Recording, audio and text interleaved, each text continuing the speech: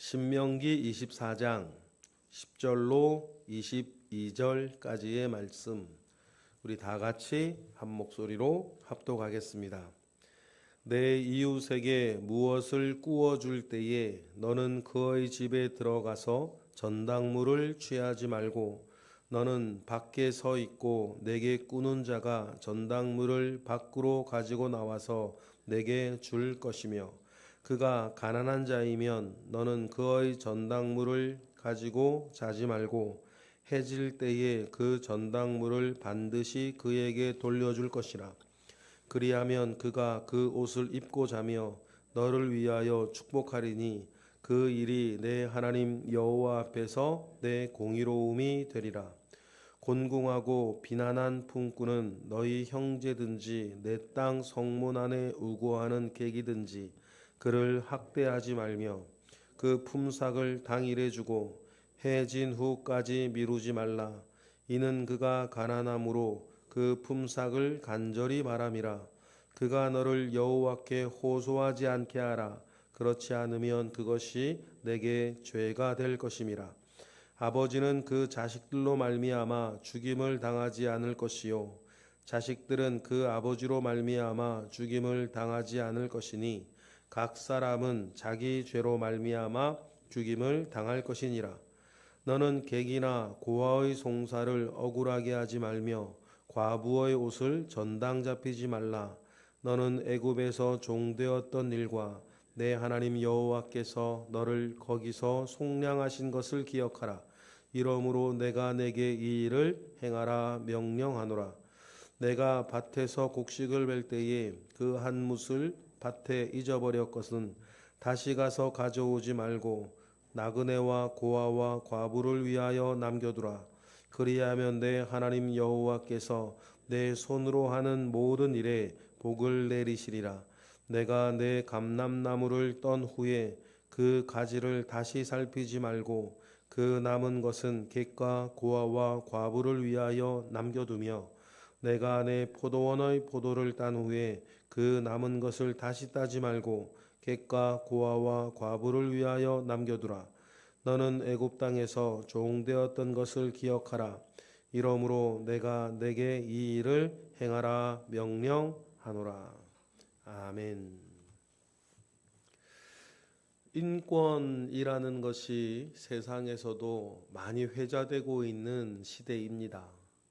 그런데 인권이라고 하는 그 개념 자체를 이 세상에 들고 나온 건 우리 기독교죠. 예전에는 그런 거 없었습니다. 왕권 뭐 이런 건 있었죠. 적서 뭐 신분 이런 건 있었습니다. 그러나 사람 자체에 대한 존중과 사람 자체의 권리에 대해서 이야기를 하는 것은 성경이 처음이었어요.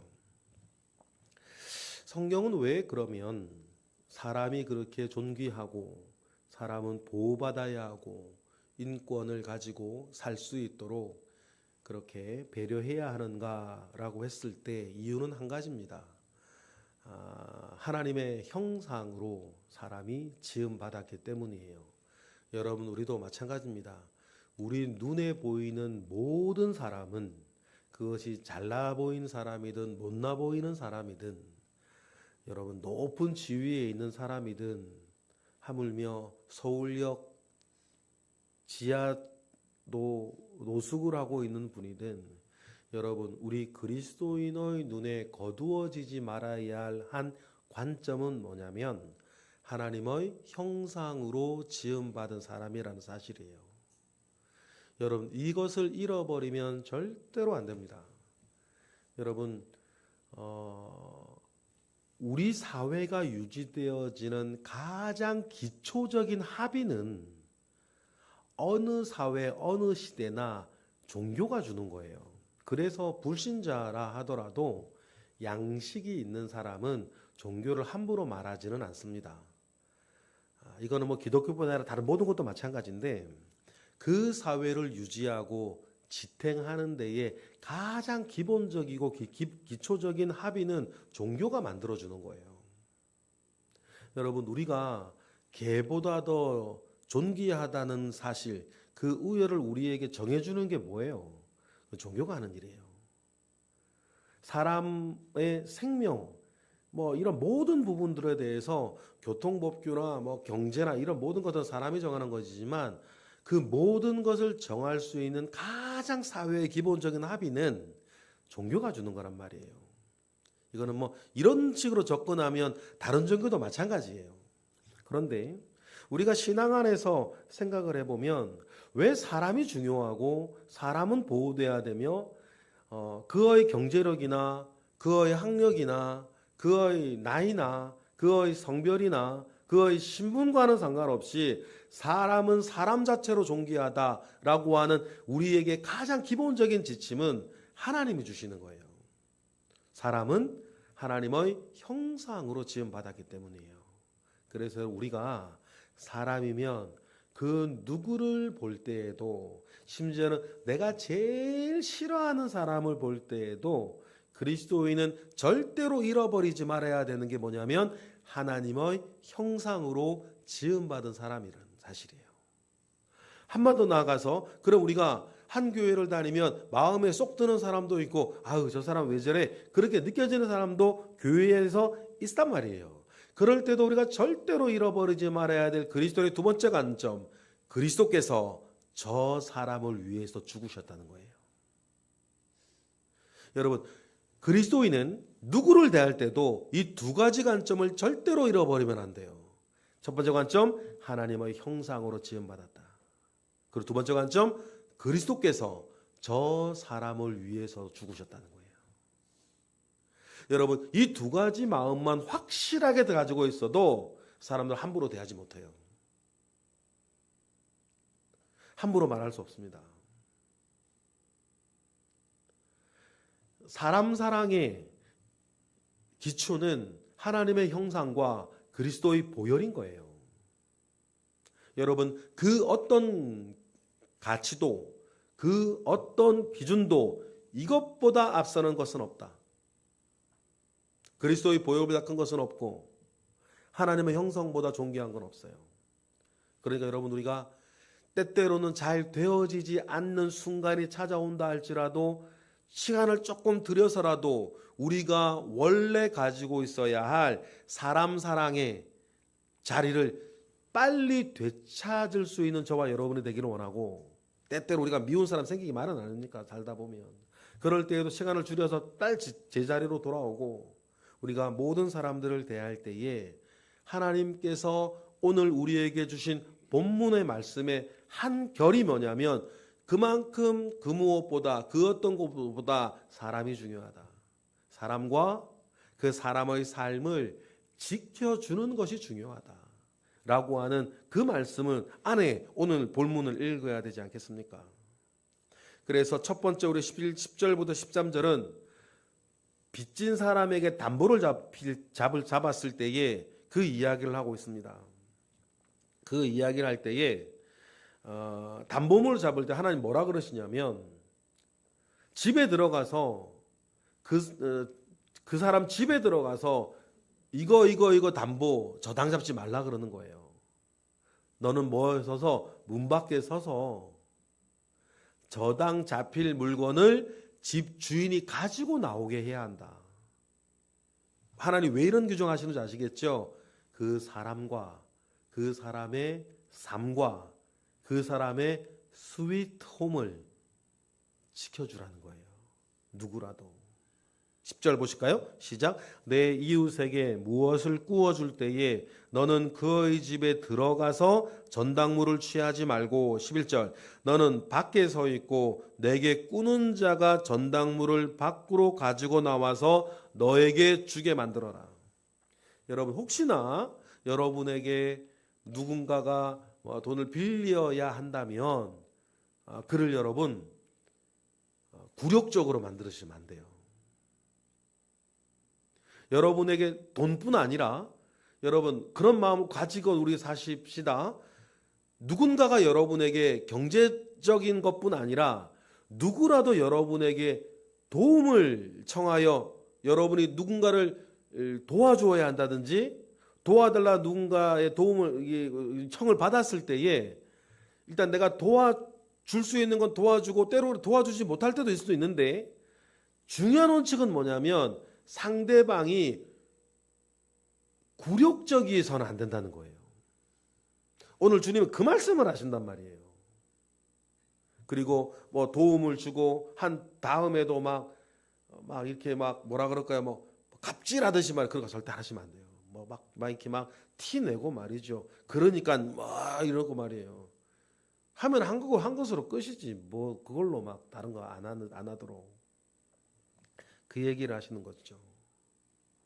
그리고 심지어 12절처럼 말씀하세요. 12절 읽어볼까요? 시작. 그가 가난한 자이면 너는 그의 전당물을 가지고 자지 말아라. 그러니까 안 가난한데 왜 빚을 지었어요? 한 가지 예는 있죠. 투자하려고 뭐 이렇게 빚을 지는 사람도 있겠지. 그건 약간 오늘 말씀과 결이 다른 거예요. 자기가 어떤 일에 투자하려고 뭐 이런 거 말고 뭐 어떤 사람이 빚을 지면 대부분 뭐 가난해서 지는 거죠. 가난하다고 첫 번째 그걸 굴욕적으로 만들면 안 돼요. 경제의 다소보다 더 중요한 건 하나님의 형상과 그리스도의 보혈이라 그러지 않았습니까? 자본주의 사회에 살다 보면 우리의 마음과 생각 여기에 물들 때가 있어요. 그러시면 절대 안 됩니다. 가난해서 이제 빚을 지고 전당물을 가지고면 가난한 자이면 뭐 하라는 거예요? 그걸 가지고 자지 말고 해질 때가 되면 어떻게 하라는 거죠? 그것을 돌려주라는 거예요. 13절 읽어보겠습니다. 시작.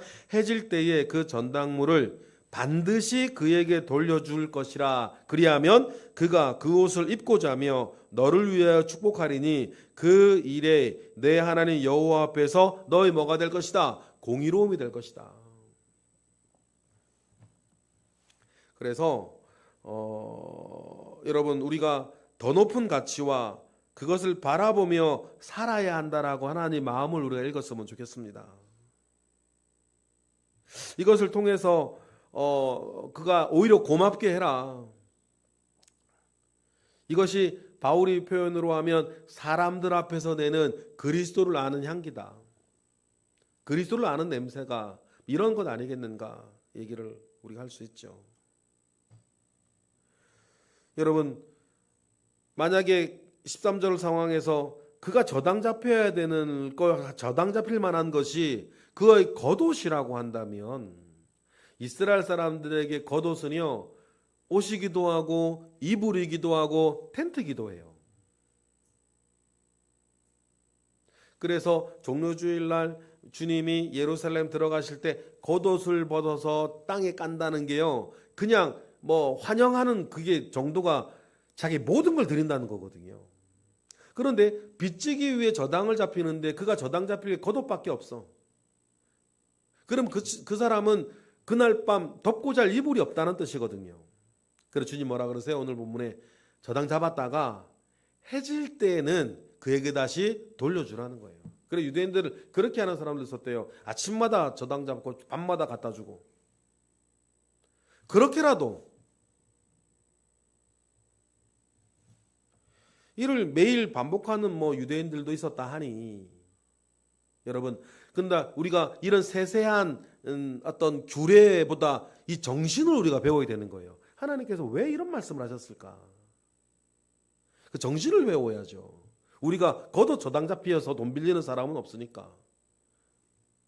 그 마음을 하나님 사람을 대하시는 하나님의 마음을 여러분 우리는 기억해야 되고 그래서 누군가의 입술에서 우리의 이름이 여러분의 이름이 감사의 제목으로 등장하셔야지 15절에 나오는 것처럼 누군가의 기도에 우리의 이름 여러분의 이름이 억울한 대상의 이름으로 등장해서는 안 되는 거 아닙니까?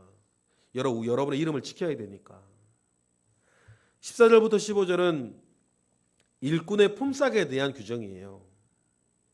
14절 이렇게 얘기하시죠. 시작. 곤궁하고 비난한 품꾼은 너희 형제든지 내 땅 성문 안에 우구하는 객이든지 그를 뭐하지 말아라. 학대하지 말아라.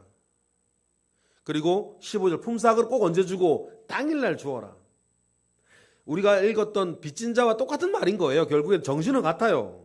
15절 읽어볼까요? 시작.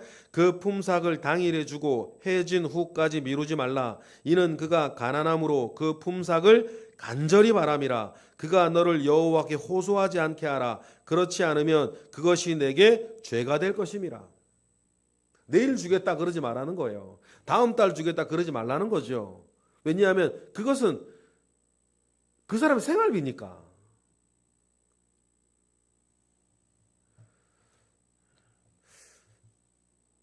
그가 너를 여호와께 호소하지 않게 하라. 여러분, 우리 이 말씀 굉장히 강하게 받으셔야 돼요. 여러분, 정말 신경 쓰시면서 하셔야 되는 것 중에 하나가 뭐냐면, 다른 누군가의 기도에 내 이름이 등장할 때에 그 이름이, 내 이름이 어떻게 등장하냐 굉장히 중요해요. 억울한 것을 호소하고 상처받은 것에 대해서 하나님의 은혜를 구할 때에 여러분의 이름이 등장해서는 안 되는 거 아닙니까? 그럼 하나님 아버지 입장에서는 둘 다 내 자식인데 어떻게 알아 그런 거 하나님은? 그러니 여러분, 우리가 우리의 이름이 혹여나 다른 사람의 기도에 나오게 될 때에 그로 인해 감사하고 그로 인해 받은 은혜의 명록을 이야기할 때에 저와 여러분의 이름이 많이 나와야 되지 않겠습니까? 그리고 16절은 연좌제 금지예요. 우리나라만 하더라도 연좌제가 금지되어진 게 얼마 안 됐습니다. 그죠? 우리나라만 하더라도 연좌제 금지가 된 지 얼마 안 됐어요. 우리나라도 여러분 조선시대만 우리 역사적으로 보세요. 뭐 삼족을 멸한다든지 뭐 칠족을 멸한다든지 그런 일들은 고대 사회에서는 반드시 있는 일이에요. 복수의 싹을 자른다 그래가지고 전자제는 당시에 굉장히 일반적인 일이었어요. 우리나라도 마찬가지였고 전 세계가 마찬가지였죠. 그런데 하나님은 16절처럼 얘기하시는 거예요. 당시로서는 굉장히 혁명적인 이야기이기도 합니다. 파격적인 말씀이세요. 16절 시작. 아버지는 그 자식으로 말미암아 죽임을 당하지 않을 것이요 자식들은 그 아버지로 말미암아 죽임을 당하지 않을 것이니 각 사람은 자기 죄로 말미암아 죽임을 당할 것이니라. 이게 복음의 원리기도 합니다. 그럼 여러분, 얼마 전에 신명기나 레위기에서 두 군데는 나오죠. 나의 율법에 순종하는 자에게는 내가 1000대나 은혜를 베풀고 불종하는 자에게는 3, 4대의 그 재앙이 이르게 한다라고 하는 뭐예요? 뭐 그렇게 생각할 수 있어요. 근데 여러분, 우리 오늘 시대의 핵가족 시대만 생각하면 그것이 대를 이어가는 것처럼 느껴지는데요. 당시의 사회에는요, 3, 4대는 한 집에 사는 거예요. 이해하시죠?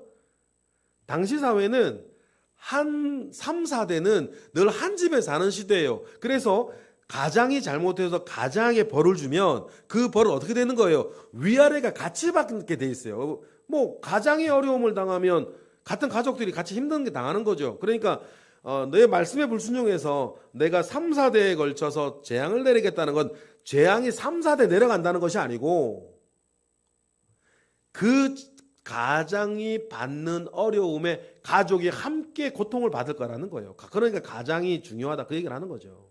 그것이 뭐 잘못 이해하셔서 몇 대로 내려간다 그렇게 생각하시는 건 오해예요.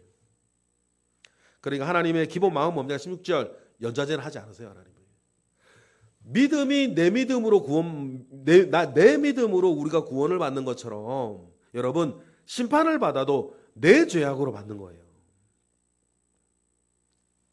꼭 그 하나님은 그렇게 대하신다라고 하는 것을 기억을 하시기 바랍니다. 17절 18절 약자 보호에 대한 마음이에요. 17절 18절 읽어볼까요? 시작. 너는 객이나 고아의 송사를 억울하게 하지 말며 과부의 옷을 전당 잡지 말라. 너는 애굽에서 종되었던 일과 내 하나님 여호와께서 너를 지켜서 속량하신 것을 기억하라. 이러므로 내가 내게 이 일을 행하라 명령하노라. 성경에서 오늘 보호되어야 할 대상으로 이야기되어지는 세 부류가 있습니다. 객과 고아와 과부예요. 객과 고아와 과부. 우리 시대로 생각을 하면 사회적 약자를 얘기하는 겁니다. 제가 예전에도 참 여러 번 말씀드렸는데 내가 얼마나 공의로운 사람인가 여러분 궁금하시면 가장 빠르고 가장 확실하게 체크할 수 있는 데가 있어요. 내가 얼마나 공의로운 사람인가를 여러분 체크하고 싶으시면 나에게 가장 도움 안 되고 나에게 가장 의미 없는 사람이 나에게 어떤 대접을 받고 있는가를 보시면 돼요. 우리 가정이 얼마나 하나님 앞에서 공의로운 가정인가를 여러분 체크하고 싶으시면 우리 집에서 제일 어렵고 제일 힘들고 제일 고통받고 있는 사람이 사회에서 어디에서든 뭐 다른 일로든 우리 가족들 가운데 제일 힘든 사람이 우리 가족 안에서 어떤 대접을 받고 있나 그걸 보시면 돼요. 우리 가정이 얼마나 공의로운 것인가를 체크하고 싶으시면 만약에 우리 교회가 하나님 아버지 앞에서 얼마나 공의로운 곳일까를 보고 싶으시면 우리 교회에서 가장 가난하고 가장 목소리 작고 누구 눈에 띄지 않는 사람들이 어떤 대접을 우리 교회에서 받고 있는지를 보시면 되는 거예요. 우리 나라가 얼마나 하나님 아버지 앞에서 공의로운 나라인가를 보시려면 한 가지만 보시면 돼요. 우리나라에서 가장 힘없는 사람들이, 돈 없는 사람들이, 백 없는 사람들이 우리나라에서 어떤 대접을 받고 있지 그걸 보시면 되는 겁니다. 바라기는 우리나라가, 우리 교회가, 여러분이 하나님 아버지 앞에 공의로운 자 되시기를 부탁을 드립니다. 어렵지도 않아요. 가장 확실하고 가장 빠른 길이에요.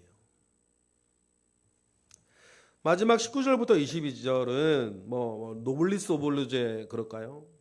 가진 자가 가지지 못한 자들에게 베풀어야 하는 은혜를 이야기하는데 이게 참 재밌는 게 하나님 마음이 뭐냐면 가진 자가 가지지 못한 자에게 은혜를 베푸는 여기에서 우리가 생각할 수 있는 윤리적이고 도덕적인 거 다 맞고 거기에 하나님만이 말씀한 독특한 게 뭐냐면 가지지 못한 자가 가진 자의 눈치를 보면서 무언가를 이렇게 혜택을 받게 하지 말라는 의미가 있어요.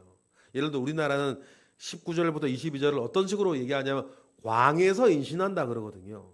그죠? 그러면 내 광이 이렇게 내 창고가 이렇게 가득 차야 인심이 난다. 그 말은 한편으로 뭐냐면 경주 최부자처럼 이렇게 내 광에 많이 있고 그것으로 이렇게 어려운 사람을 도와주는 막 이런 느낌이란 말이에요. 세상이 다 그래요. 그런데 하나님 그렇게 말씀하지 않으세요. 그렇게 되어지면 한 가지 어려움이 뭐냐면 도움을 받아야 하는 사람이 누구 눈치 보겠어요? 최부자 눈치 보는 거 아니에요. 그 사람들 잘 보여야 되는 거예요. 하나님은 그것조차도 안 된다는 거예요. 그래서 여러분 우리가 누군가가 도움을 받아야 할 때에 우리의 가장 원칙 중에 하나가 뭐냐면 도움을 받아야 되는 그 사람이 나나 우리의 눈치도 보지 말게 하라. 그래서 뭐라 그러는 거예요? 19절부터 20절, 22절 보면 그냥 소출하다가 꼼꼼하게 소출하지 말고 듬성듬성 남겨두라는 겁니다. 룻기에 나오는 보아스처럼. 그러니 19절에도 곡식을 베다가 한 귀퉁이를 깜빡이고 못 뺐다. 그러면 다시 가서 베지 말아라. 왜 그래요? 다른 사람 가져가게. 네 눈치 안 보고도 가져가게. 20절에 감람나무도 한 번 떨면 두 번가 또 떨지 말아라. 두 번째 남은 것들은 너 눈치 안 보고 다른 사람 가져가게.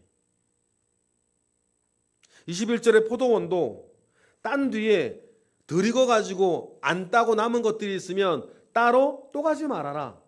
과부와 고아와 객이 갖다 먹게. 누구 눈치 안 보고 네 눈치 안 보고. 그만큼 하나님께서는 사람 경제력의 유무를 떠나 사람 자체와 그 사람의 삶을 굉장히 존귀하게 만들어가기를 원하시는 아버지의 성품을 우리가 배우셔야 돼요. 여러분 하나님은 사람과 그 사람의 삶을 이렇게 존귀하게 지켜주기를 원하세요. 그리고 오늘 우리 율법은 오늘의 계명은 항목 하나하나보다 더 중요한 게 뭐냐면 하나님의 마음을 느끼는 거예요. 사람을 생각하시는 그리고 사람을 상대하시는 하나님의 마음을 여러분 느끼셔야 돼요.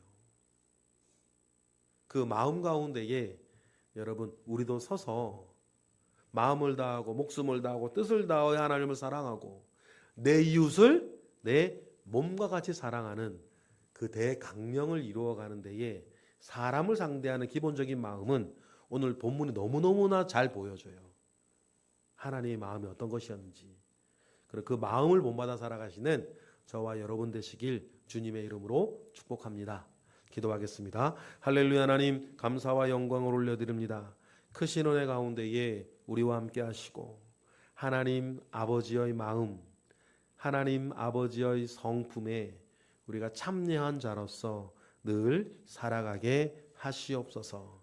그리하여서 우리가 이 험악하고 빡빡한 세상에 주님이 주신 윤활유와 같이 살아가는 귀하고 복된 자들 되게 하시옵소서. 이 시간 드려지는 1000번째 예물 가운데에 주님 함께 하시고 오늘도 새벽을 깨워 기도하는 이들에게 은혜를 베풀어 주시옵소서. 예수 그리스도의 이름으로 기도드렸나이다. 아멘.